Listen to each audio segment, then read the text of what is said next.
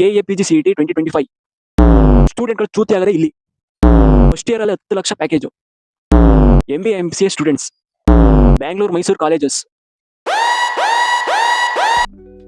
ನಮಸ್ಕಾರ ಎಲ್ರಿಗೂ, ನನ್ನ ಹೆಸರು ಶಶಾಂಕ್. ನಾನೊಬ್ಬ BCA ಕಂಪ್ಲೀಟ್ ಮಾಡಿ MCAಗೆ ಜಾಯ್ನ್ ಆಗ್ಬೇಕು ಅಂತ ಇರೋ ಸ್ಟೂಡೆಂಟು. PGCET ಏನ್ ಪ್ರೋಸೆಸ್ ನಡೆಸುತ್ತೆ ಅದಕ್ಕೆ ನಾನು ಕೂಡ ವೇಟ್ ಮಾಡ್ತಾ ಇದ್ದೀನಿ ನಿಮ್ ತರ. ಈ PGCET ಅವ್ರದಂತೂ ಒಂದಲ್ಲ ಎರಡಲ್ಲ, ಅದೇನ್ UGC ಪ್ರಾಬ್ಲಮೋ, ಟೆಕ್ನಿಕಲ್ ಇಶ್ಯೂಸೋ ಇಲ್ಲ ನೆಗ್ಲಿಜೆನ್ಸೋ ಒಂದು ಗೊತ್ತಿಲ್ಲ. ಸೀಟ್ ಮ್ಯಾಟ್ರಿಕ್ಸ್ ಬಿಟ್ಟು ಆಲ್ಮೋಸ್ಟ್ 1 ಮಂತ್ ಆಯ್ತು, ಇನ್ನ ಒಂದು ಅಪ್ಡೇಟ್ ಕೂಡ ಇಲ್ಲ.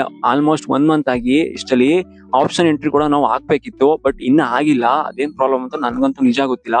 ಬಟ್ ನಾನ್ ಏನ್ ಹೇಳೋದು ಅಂದ್ರೆ ಸ್ಟೂಡೆಂಟ್ಸ್ಗೆ, ಈ ಟೈಮಲ್ಲಿ ನೀವು ಯಾವ್ಯಾವ ಡಾಕ್ಯುಮೆಂಟ್ಸ್ ರೆಡಿ ಮಾಡ್ಕೋಬೇಕು, ಮತ್ತೆ ಯಾವ ಕಾಲೇಜಸ್ ಲೀಸ್ಟ್ ಮಾಡ್ಕೋಬೇಕು, ಅದೆಲ್ಲ ಒಂದ್ ಕಾಲೇಜ್ ಲೀಸ್ಟ್ ಮಾಡ್ಕೊಳ್ಳಿ ನಿಮ್ ರ್ಯಾಂಕಿಂಗ್ ವೈಸು. ಬಟ್ ಇನ್ನ ಸ್ಟೂಡೆಂಟ್ಗೆ ಏನ್ ಡೌಟ್ ಇರುತ್ತೆ ಅಂದ್ರೆ, ನಮ್ದು 5,000, 6,000, 10,000, 12,000 ರ್ಯಾಂಕ್ ಬಂದಿರೋರು ಸ್ಟೂಡೆಂಟ್ಸ್ ಇದಾರೆ.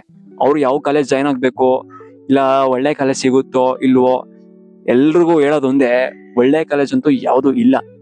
ತುಂಬಾ ಜನ ಗ್ರೂಪ್ ಅಲ್ಲಿ ನೋಡ್ತಾ ಇದೀನಿ, ತುಂಬಾ ಜನ ಮೆಸೇಜ್ ಮಾಡ್ತಾ ಇದಾರೆ. ಆಲ್ರೆಡಿ ಮ್ಯಾನೇಜ್ಮೆಂಟ್ ಹೋಗ್ತಾ ಇರೋ ಸ್ಟೂಡೆಂಟ್ಸ್ ಗಳು ಹೇಳಿದ್ದಾರೆ ಅಂತ ಏನು ಇಲ್ಲಿ ಮಾಡ್ತಿಲ್ಲ ಅಂತ, ಅಂಡ್ ಸೀನಿಯರ್ಸ್ ಕೂಡ ಹೇಳಿದ್ದಾರೆ. ನೀವು ಮಾಡೋ ಸೆಲ್ಫ್ ಸ್ಟಡಿನೇ ನಿಮ್ಗೆ ಮ್ಯಾಟರ್ ಆಗೋದು ಲಾಸ್ಟ್ ಟೈಮ್ ಅಲ್ಲಿ. ನೀವು ಈಗ ಸೆಲ್ಫ್ ಸ್ಟಡಿನ ಈಗಲಿಂದ ಸ್ಟಾರ್ಟ್ ಮಾಡಿ. KE ಅವ್ರು ಏನ್ ಪ್ರೋಸೆಸ್ ಮಾಡ್ತಾ ಇದಾರೆ ಅವ್ರಿಗೆ ಏನಾದ್ರು ಮಾಡ್ಕೊಂಡು ಹೋಗ್ಲಿ. ಅದ್ರ ಬಗ್ಗೆ ಜಾಸ್ತಿ ತಲೆ ಕೆಡ್ಸ್ಕೊಬೇಡಿ.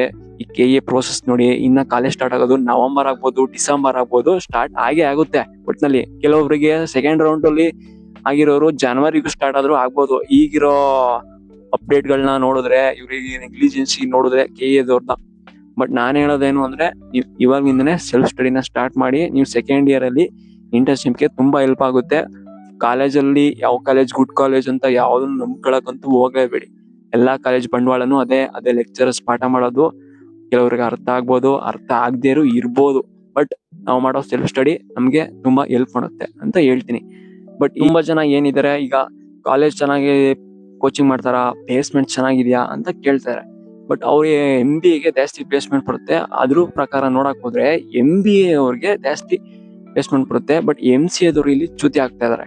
ಏನಕ್ಕೆ ಚ್ಯುತಿ ಆಗ್ತಾ ಇದಾರೆ MCAದವ್ರು ಅಂದ್ರೆ, ಅವ್ರು ಕೊಡೋ ಪ್ಲೇಸ್ಮೆಂಟ್ಸ್ ನೋಡಿ, ಅವ್ರು ಕೂಡ ಇಂಟರ್ನ್ಶಿಪ್ ಆಫರ್ಗಳನ್ನ ನೋಡಿ, ಈ ತರ MBAಗೆ ಬರೋ ಪ್ಲೇಸ್ಮೆಂಟ್ಸ್ನಿ ಅವರು ಪ್ಲೇಸ್ಮೆಂಟ್ ಬರುತ್ತೆ ಅಂತ ಕಾಲೇಜ್ ಅವ್ರು ಹೇಳ್ತಾರೆ. ಬಟ್ ಇವ್ರೇನು ಸ್ಟೂಡೆಂಟ್ಸ್ ನಂಬ್ತಾರೆ ಅಂದ್ರೆ, MCAಗೂ ಬರ್ಬೋದೇನೋ ಅನ್ಕೊಂಡು ಆಮೇಲೆ ಕೂಡ ಕಾಲೇಜ್ಗೆ ಸೇರ್ಕೊಂಡವ್ರು ಇದ್ದಾರೆ. ಬೆಂಗಳೂರಲ್ಲಿ ತುಂಬಾ ಕಾಲೇಜಸ್ ಇದೆ. ಬಟ್ ಅಂತ ಕಾಲೇಜಲ್ಲಿ ಎಲ್ಲಾ ಕಾಲೇಜ್ದು ಅದೇನೆ, ನಾವ್ ಏನ್ ಕಲ್ತಿರ್ತೀವಿ ನಮ್ಮ ಮೇಲೆ ನಿಂತಿರೋದು, ಕೆಲ್ಸ ಸಿಗುತ್ತೋ ಇಲ್ವೋ ಅಂತ. ಅದಕ್ಕೋಸ್ಕರ ನೀವು ಸೆಲ್ಫ್ ಸ್ಟಡಿನ ಸ್ಟಾರ್ಟ್ ಮಾಡಿ. ಕಾಲೇಜಲ್ಲಿ ಏನ್ ಹೇಳ್ಕೊಡ್ತಾರೆ ಅವೆಲ್ಲ ಸೆಕೆಂಡ್ರಿ, ಜಸ್ಟ್ ಫಾರ್ ಕ್ವಾಲಿಫಿಕೇಶನ್ಗೋಸ್ಕರ ಅಷ್ಟೇ ಅದು. ಅಂಡ್ ಅವ್ರು ಮಾಡೋ ಲೆಕ್ಚರರ್ಸ್ ನಿಮ್ಗೆ ಆಲ್ರೆಡಿ ಗೊತ್ತಿರುತ್ತೆ. BCA ಮಾಡಿರೋರು, BCom ಮಾಡಿರೋರು, BBA ಮಾಡಿರೋರು, ನೀವು ಆಲ್ರೆಡಿ ನೋಡಿರ್ತೀರ ಏನೇನ್ ಕಲಿಬೇಕು.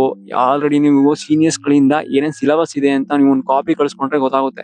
ಇಂತಿಂತ ಟಾಪಿಕ್ ಗಳಂತ. ಅದ್ರ ಮೇಲೆ ಸ್ವಲ್ಪ ವರ್ಕ್ ಮಾಡಿ, ಒಂದು ಫೀಲ್ಡ್ ವರ್ಕ್ ಮಾಡಿ, ನಿಮ್ಗೆ ಗೊತ್ತಾಗುತ್ತೆ ಏನೇನ್ ಕಲಿಬೇಕು, ಏನೇನ್ ಕಲಿಬಾರ್ದು ಅಂತ. ಇನ್ನ ಎಲ್ಲ ಡಾಕ್ಯುಮೆಂಟ್ಸ್ ನ ರೆಡಿ ಮಾಡ್ಕೊಂಡಿಲ್ಲ.